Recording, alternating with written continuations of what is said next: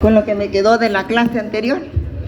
Este tema es importante para ustedes como médicos, para que comprendan el problema grave que se da con la resistencia bacteriana, porque muchas veces es culpa tanto del paciente como culpa también del médico, ¿verdad?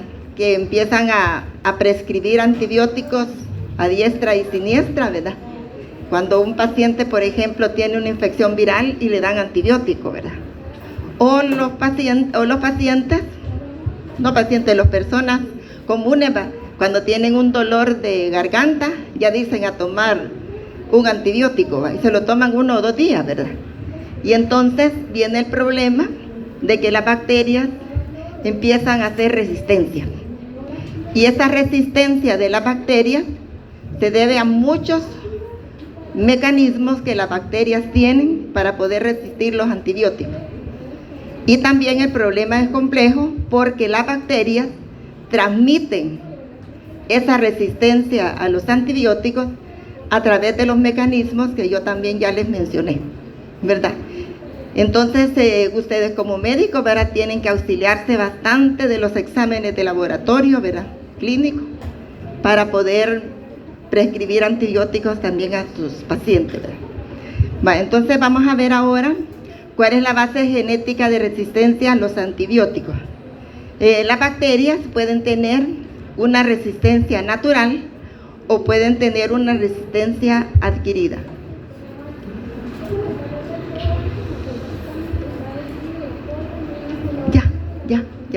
Ya se pasó la consulta del examen.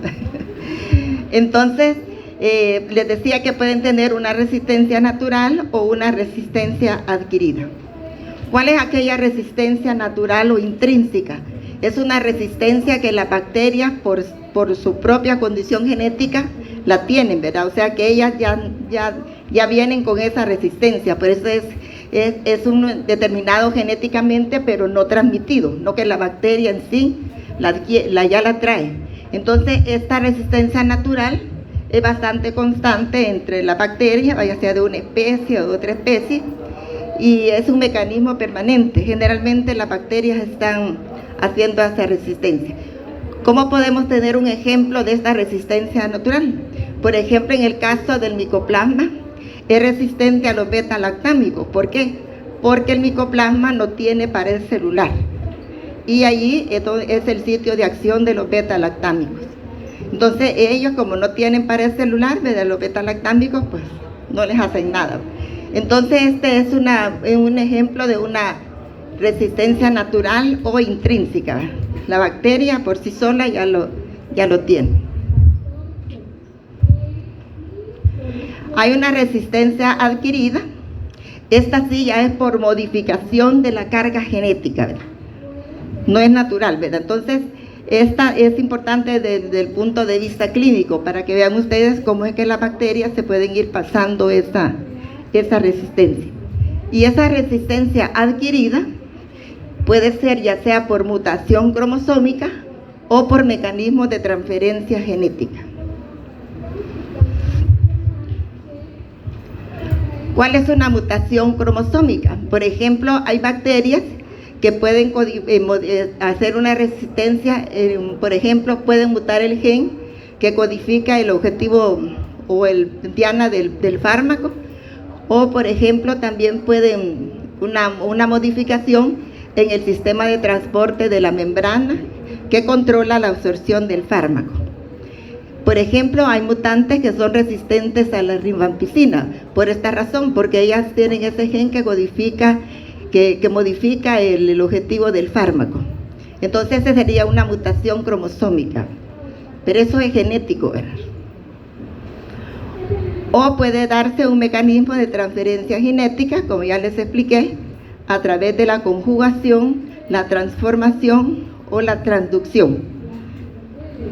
Acuérdense ustedes que las bacterias tienen plásmidos, ¿verdad?, y a través de esos plásmidos hay resistencia a los antibióticos, y muchas veces esos plásmidos no solo tienen resistencia a los antibióticos, también a la concentración de iones, o también los plásmidos pueden tener endonucleasas de restricción que pueden cortar el DNA de un bacteriófago que las infecte a ellas. Entonces quiere decir que a través de esos plásmidos se puede pasar también puede haber un mecanismo de transferencia genética, y también a través de transposones. ¿Qué les mencioné de los transposones? ¿Qué son?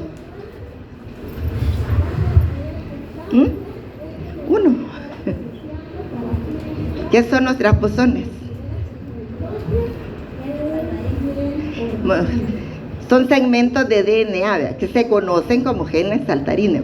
Son segmentos de DNA que se pueden mover de un sitio a otro en el cromosoma, o se pueden mover de un cromosoma al plásmido, les mencionaba, o del plásmido al cromosoma. Entonces en esos transposones dan genes de resistencia a los antibióticos, ¿verdad? Entonces quiere decir que las bacterias pueden transmitir ese mecanismo a través de plásmidos o transposones por estos mecanismos de transferencia genética. Dentro de los mecanismos de resistencia adquiridos que median la resistencia bacteriana a los antibióticos, tenemos varios.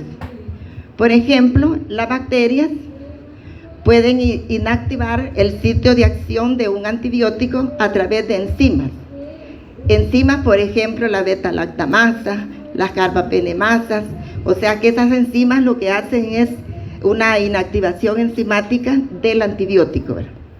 También las bacterias pueden sacar ese antibiótico a través de bombas de flujo, por ejemplo, que impiden que lo sacan el antibiótico, ¿va? Se puede meter, pero ellas lo vuelven a sacar, ¿va?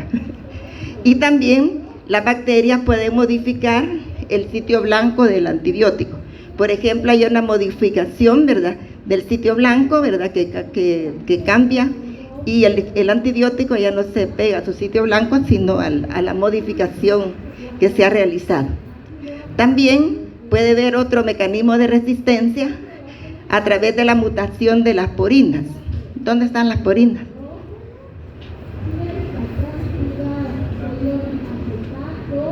Y ya tuvieron el parcial. Ah, no, eso todavía no ha venido. Por eso no he estudiado. Una mutación de las porinas, ¿verdad? Acuérdense que las porinas son las que están en la membrana externa de la bacteria, ¿verdad? Generalmente estos procesos se dan en la bacteria gram negativa, ¿verdad?, pero también puede darse en la gram positiva, ¿verdad?